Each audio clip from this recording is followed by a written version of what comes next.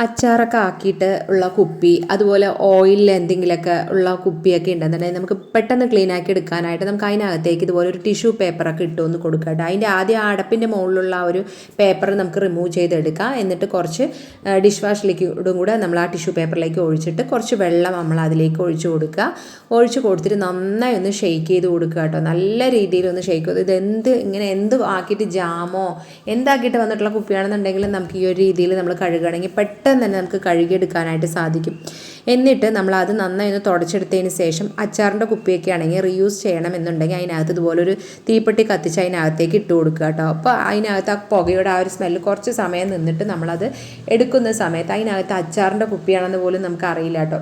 അതിനകത്തുള്ള എന്തിൻ്റെ ആണെന്നുണ്ടെങ്കിൽ അതിൻ്റെ ആ ഒരു സ്മെല്ല് നമുക്ക് പൂർണ്ണമായിട്ട് പോകാനായിട്ട് ഈ ഒരു രീതിയിൽ ട്രൈ ചെയ്ത് നോക്കിയാൽ മതി. ഇത് വളരെ യൂസ്ഫുൾ ആയിട്ടുള്ള ടിപ്പാണ്. നമ്മൾ കൈയൊക്കെ കടത്തി കഴുകാനൊക്കെ ബുദ്ധിമുട്ടുള്ളതൊക്കെ ഇതുപോലെ ഒന്ന് ചെയ്ത് നോക്കുക കേട്ടോ.